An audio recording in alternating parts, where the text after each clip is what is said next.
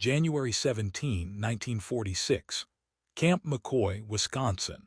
The snow fell in thick, silent curtains across the barracks compound, muffling the world beyond the wire. Inside Building 47, a former Imperial Japanese Army sergeant named Takeshi Yamamoto sat at a wooden table, his calloused hands wrapped around a tin cup of coffee. Real coffee, not the charred barley substitute he'd choked down for years. Steam rose from the cup in lazy spirals, carrying a scent he'd nearly forgotten existed. Through the frosted window, he watched American guards laughing as they cleared snow from the pathways, their voices carrying across the frozen air with an ease that still unsettled him. 6 months had passed since the Emperor's surrender broadcast crackled through military radios across the Pacific. 6 months since Yamamoto had laid down his rifle and prepared for an honorable death that never came. The coffee burned his tongue. He drank it anyway, unable to reconcile the warmth spreading through his chest with everything he had been taught about surrender, about capture, about the fate awaiting those who failed to die with honor. The winter wind rattled the barracks walls, but inside, the stove glowed red. Yamamoto had enforced discipline with iron precision throughout the war, first over his own men in the jungles of New Guinea, then over Allied prisoners in the camps of Southeast Asia. He had believed absolutely in the necessity of harshness, in the spiritual fortification that came through suffering, in the righteous superiority of the Bushido code that separated Japanese warriors from the weak-willed Europeans and Americans they fought. He had struck prisoners who faltered, denied food to those who failed to bow properly, watched with stone-faced indifference as men died from exhaustion and disease. It was not cruelty, he had told himself then. It was education. It was the warrior's way. Now, in this American camp where he himself wore the designation of prisoner, where guards called him by name instead of number, where 3 meals arrived each day with mechanical regularity, Yamamoto faced a truth more devastating than any battlefield defeat. Everything he had believed about weakness and strength, about victor and vanquished, had been constructed on foundations of sand. The transformation of Japanese military consciousness did not begin with surrender documents signed aboard the USS Missouri. It began in the grinding years of war, in the moments when ideology collided with reality, when warriors raised on myths of invincibility confronted the material weight of American industrial power.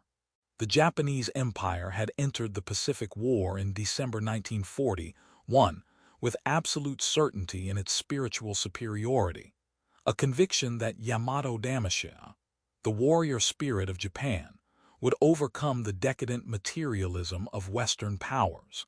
Japanese military training emphasized deprivation as character building, suffering as purification, death as transcendence.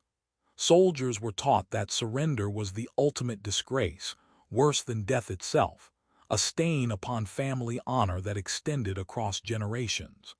This ideology shaped not only how Japanese forces fought, but how they treated those who surrendered to them.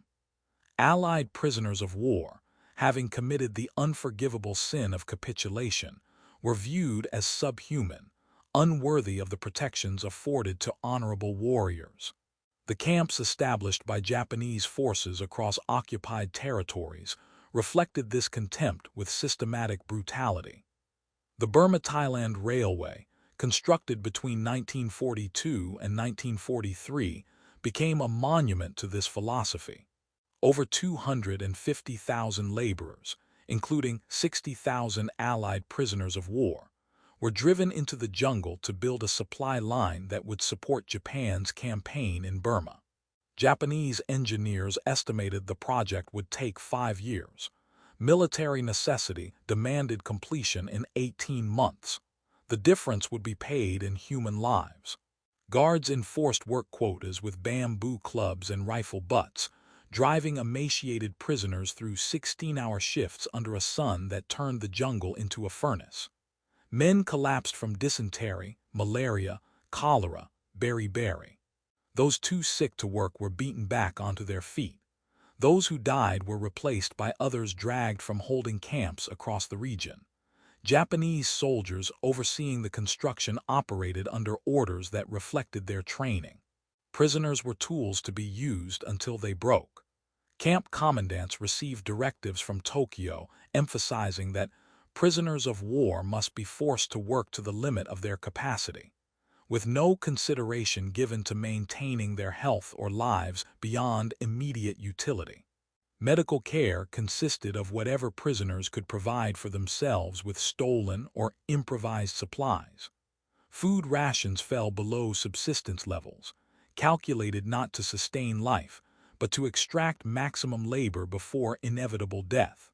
By the time the railway reached completion in October 1943, over 90,000 people had died building it, including more than 12,000 Allied prisoners. The statistics translated into mass graves carved into jungle clearings, into pyres that burned through tropical nights, into bodies left where they fell because the living lacked strength to move them. Japanese guards who supervised this carnage did so without apparent moral conflict. They had been conditioned to view suffering as the natural state of the weak, discipline as the tool that separated soldiers from animals. Many had themselves endured brutal training regimens in which senior soldiers routinely beat recruits, where food deprivation and sleep denial were considered essential to forging warrior spirit. The abuse they inflicted upon prisoners mirrored the abuse they had absorbed as fundamental to military culture. Yet this very conditioning, this absolute certainty in the righteousness of harshness, created a psychological vulnerability that would manifest when Japanese soldiers themselves became prisoners. The first Japanese prisoners taken by American forces in significant numbers came not from surrender but from circumstance. Men cut off from their units, wounded and unconscious when captured, pulled from sinking ships in states too debilitated to resist. In the early months of the Pacific War, Japanese soldiers fought with fanatical determination to avoid capture, choosing suicide charges or self-inflicted death over the dishonor of imprisonment. Those who did fall into American hands often attempted to provoke their captors into killing them, seeking death by execution as a final escape from unbearable shame. They expected torture. They expected starvation. They expected to be treated as they themselves had treated prisoners, as objects stripped of human dignity, worthy only of exploitation and contempt. What they encountered instead shattered their conceptual framework more thoroughly than any battlefield defeat. American POW camps, operating under the Geneva Conventions despite Japan's refusal to ratify the treaty, provided Japanese prisoners with medical care, adequate food, and conditions that exceeded what many had experienced in their own military service. Initial reactions ranged from confusion to outright disbelief. Sergeant Hiroshi Funisaka, captured on Guadalcanal in early 1943, later wrote of his first meal in American custody. "They gave us rice, real rice, not the mixed grains we had eaten for months. They gave us canned meat, bread, fruit from tins. I thought it must be a trick, that they were fattening us for some purpose I could not imagine. I could not understand why they would waste such food on men who were already dead to honor." The cognitive dissonance was profound. Japanese military indoctrination had taught that Americans were soft, decadent, so corrupted by materialism that they lacked true warrior spirit. Yet these supposedly weak Americans possessed such abundance that they could feed their enemies better than Imperial Japan fed its own soldiers. The symbolism of food became central to this ideological unraveling. In Japanese military culture, rice was more than sustenance. It was identity itself. The term gohan meant both cooked rice and meal, conflating the grain with the concept of eating. Japanese soldiers went to war carrying rice as their primary ration, supplemented by whatever they could forage or requisition from occupied territories. As supply lines stretched and Allied submarines strangled Japanese shipping, rations dwindled. By 1944, Frontline Japanese troops subsisted on reduced portions supplemented by jungle plants, insects, and in desperate cases, the flesh of dead comrades. Soldiers' diaries from New Guinea and the Philippines recorded the obsessive focus on food that dominated every waking thought, the hallucinations of meals that haunted starving men, the bitter irony of fighting for an empire that could not feed its warriors. Against this backdrop of deprivation, American POW camps served 3 meals daily with a regularity that seemed impossible. Camp McCoy, where Sergeant Yamamoto found himself in early 1946, was one of over 500 facilities across the continental United States that housed Japanese prisoners during and after the war. The camps operated on a scale that reflected American industrial capacity, not temporary jungle clearings but permanent installations with electricity, running water, heated barracks, medical clinics staffed by trained physicians. Japanese prisoners received the same rations as American soldiers, 3,400 calories per day, including meat, dairy, fresh vegetables, and bread. The contrast with conditions in Japanese prisoner camps was so stark as to seem fictional. Allied prisoners held by Japanese forces received an average of 800 to 1,000 calories daily, rice gruel, sometimes supplemented with vegetable scraps, occasionally contaminated with rats or insects. The death rate among Allied POWs held by Japan exceeded 27%, compared to less than 1% for Japanese prisoners held by the United States. These were not abstract statistics, but lived experiences that forced Japanese prisoners to confront fundamental questions about the nature of strength and civilization. The psychological impact went beyond mere surprise at good treatment. It struck at the core of Japanese military identity. Bushido philosophy taught that spirit conquered matter, that material comfort weakened warriors while hardship forged them. Japanese prisoners had expected that American camps, if Americans even bothered to maintain camps rather than simply executing captives, would reflect American weakness, disorganized, undisciplined, soft. Instead, they found institutions that functioned with mechanical precision, abundance without apparent limit, guards who could be generous without compromising authority. This was not the weakness Japanese propaganda had described. This was power of a different kind, power so vast it could afford mercy, so secure it required no cruelty to maintain control. For men like Yamamoto, who had based their entire worldview on the superiority of harsh discipline, this realization induced profound cognitive fracture. The transition was not immediate or universal. Many Japanese prisoners initially interpreted kind treatment as a form of psychological warfare, a trick designed to extract information or break their spirits through unexpected means. Others clung to their indoctrination, viewing the comfort of captivity as a test of their resolve, a temptation to be endured rather than a reality to be examined. But as months became years, as the war continued and then ended, as prisoners settled into the routine of camp life, the weight of evidence accumulated. American guards did not beat them. Sick prisoners received medicine. Work details were voluntary and compensated. Prisoners could write letters home, receive packages, practice their religion.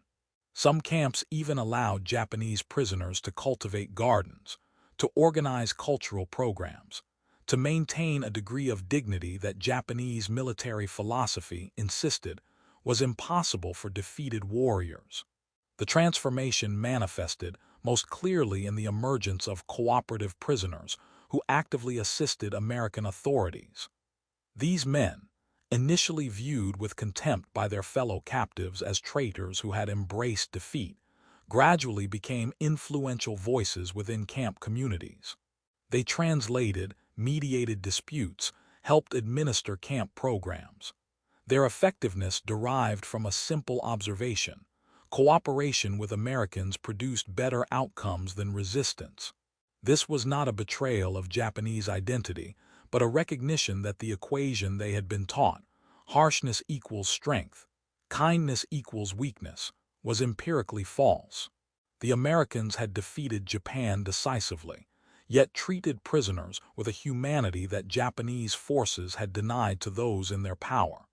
The implications were inescapable. Lieutenant Fusata Iida, a naval aviator shot down over the Philippines in 1944, articulated this revelation in an interview conducted decades after the war.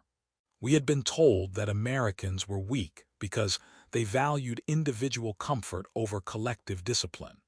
In the prison camp, I learned that Americans were strong because they did not need to brutalize others to maintain order. Their power was so complete that they could afford to be merciful. This was a kind of strength we had not been taught to recognize, and it was more frightening than cruelty because it could not be resisted with warrior spirit alone. You cannot die defiantly against someone who feeds you and tends your wounds. The experience of American captivity created a reservoir of Japanese prisoners who returned to Japan after the war carrying radically altered perceptions of American society.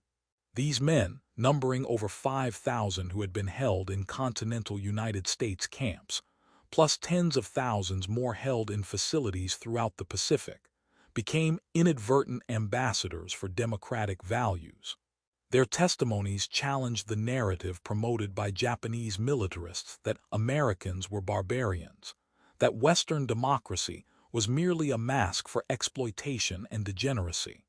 They had lived among Americans, worked alongside them in some cases, observed their systems of governance and their treatment of those in their power. What they reported did not match the propaganda. This dissonance contributed to the relatively smooth American occupation of Japan after 1945, as Japanese civilians encountered occupying forces whose behavior aligned more closely with what returning prisoners had described than with what military indoctrination had predicted.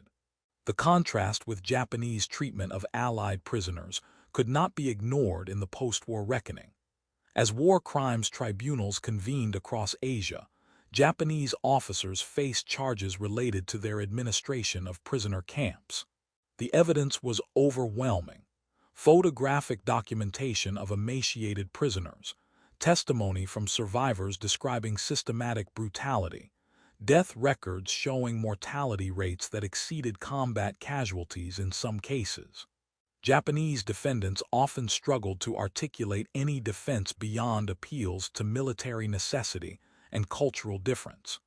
Some argued that they had treated prisoners according to the standards applied within the Japanese military itself, where harsh discipline was normative. This argument found little sympathy among judges who noted that Geneva Conventions existed precisely to establish universal standards transcending cultural practice. The trials exposed the moral bankruptcy of the proposition that cruelty constituted legitimate military discipline. Yet even these tribunals revealed the complexity of the transformation.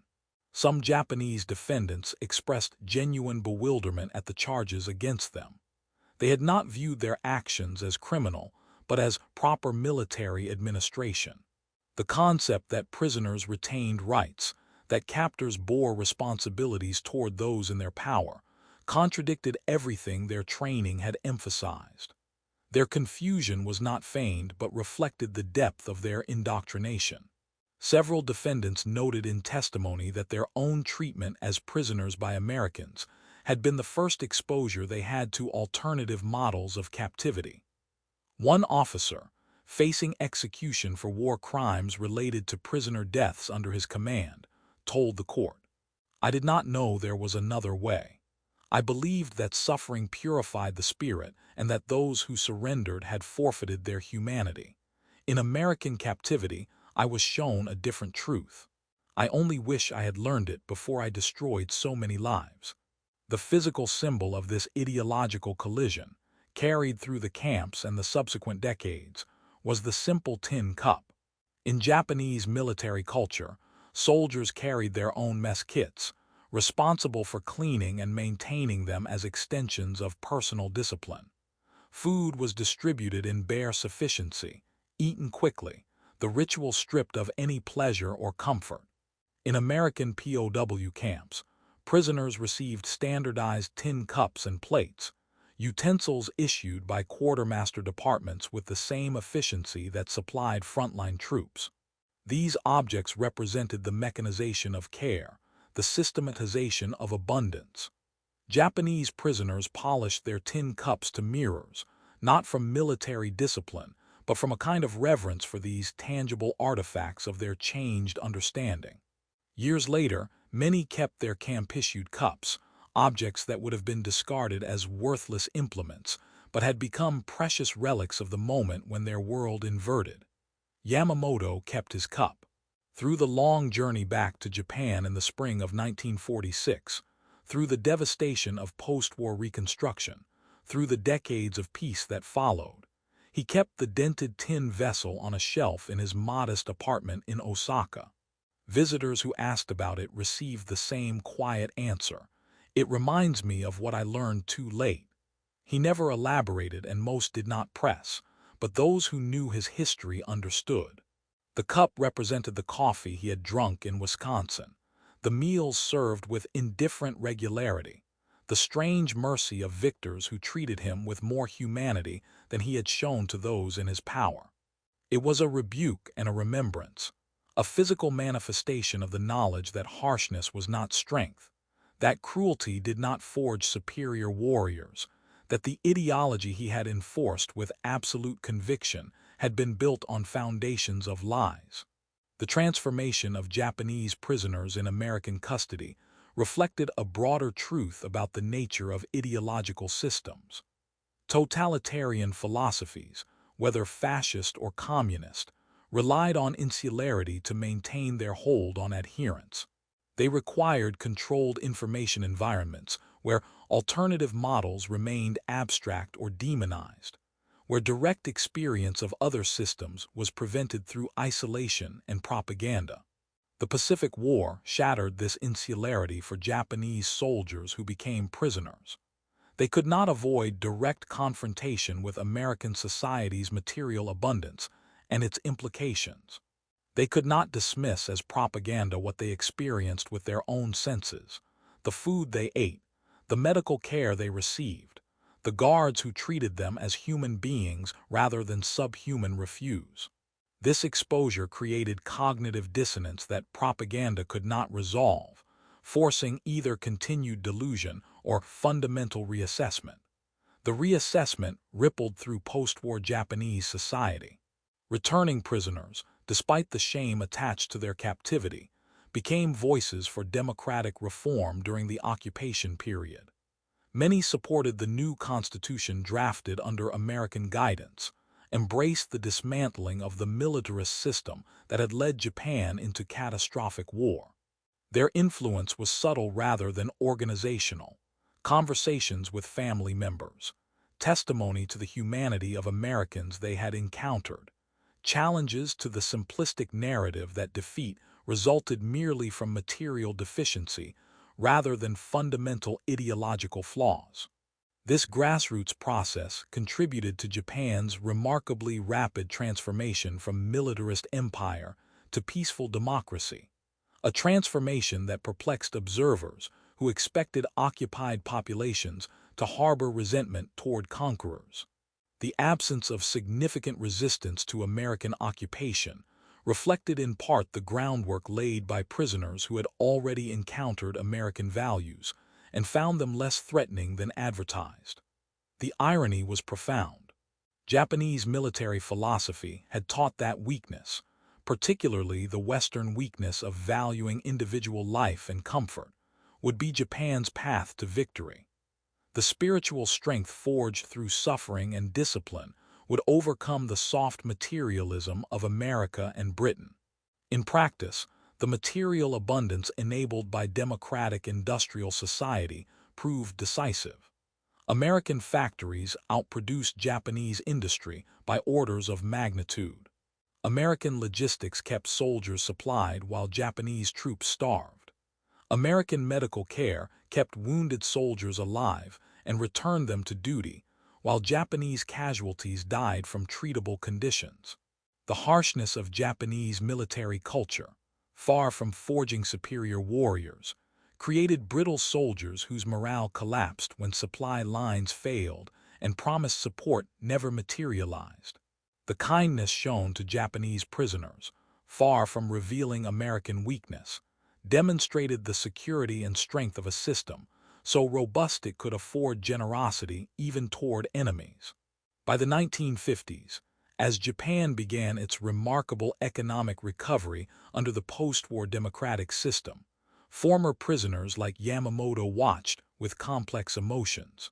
The prosperity seemed to validate what they had glimpsed in American captivity, that systems emphasizing human welfare and individual dignity produced more resilient, creative, and ultimately powerful societies than those built on harsh discipline and self-abnegation.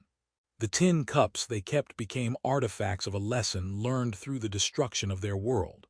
That strength and kindness were not opposites but complements, that the greatest power often manifested not through cruelty, but through the capacity for mercy.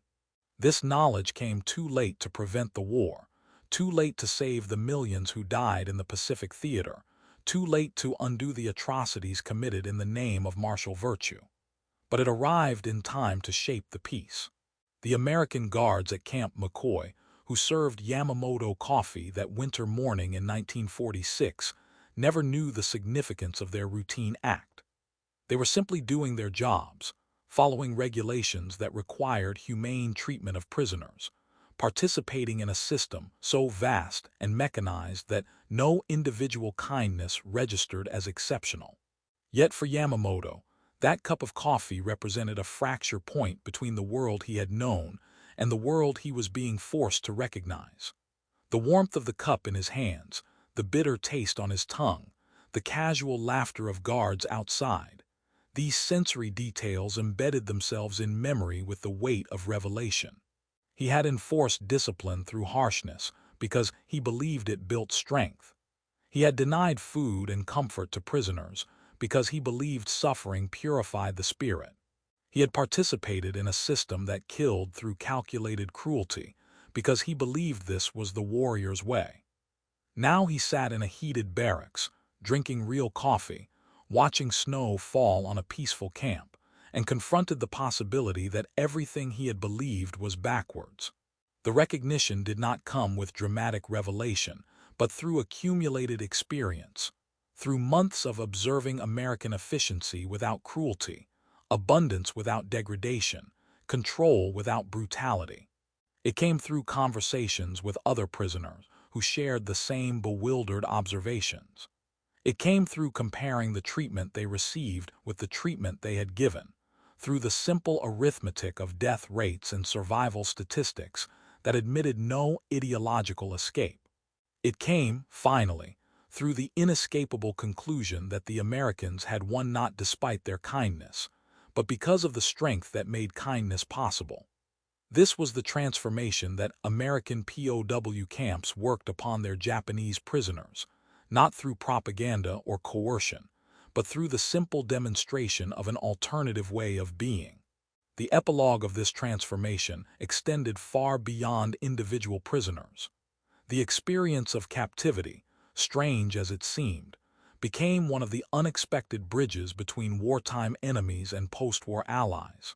When Yamamoto returned to Japan in 1946, he found a country devastated not just by military defeat, but by the psychological collapse of certainties. The emperor had revealed himself merely human in his surrender broadcast. The military had dissolved. The social structure that had defined Japanese life for generations had shattered. Into this vacuum came American occupiers who, rather than exploiting their victory with harsh retribution, implemented policies of reconstruction and democratization.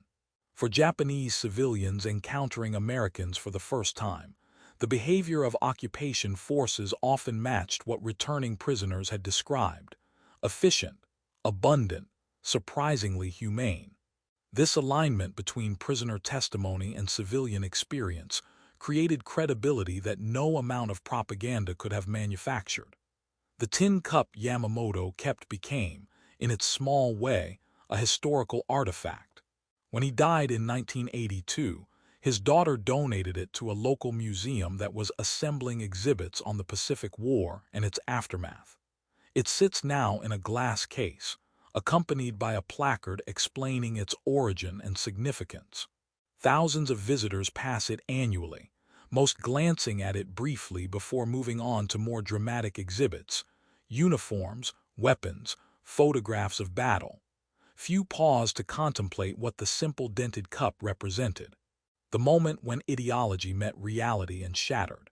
When a man raised to believe in the necessity of harshness learned that strength could manifest through mercy. When the victor's abundance revealed more about true power than any battlefield victory.